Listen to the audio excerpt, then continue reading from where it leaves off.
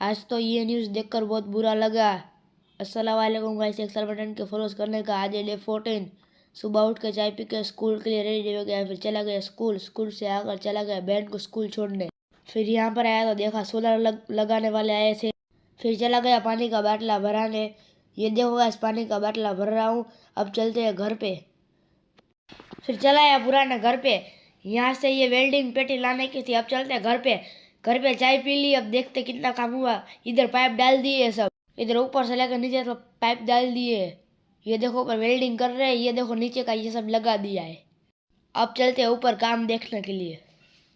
यहाँ पर ये सोलर लगा रहे हैं, ये वेल्डिंग हो चुका है सब। देखो सोलर लगा दिए है। फिर शाम को ये न्यूज़ देखा तो बहुत बुरा लगा, क्योंकि गोस्पा की दरगाह गिरा दिए, इसलिए पता नहीं क्या प्रॉब्लम होगी। अब चलते हैं केटी के लिए फूड लाने। रॉयल पेट पर आ चुका हूँ।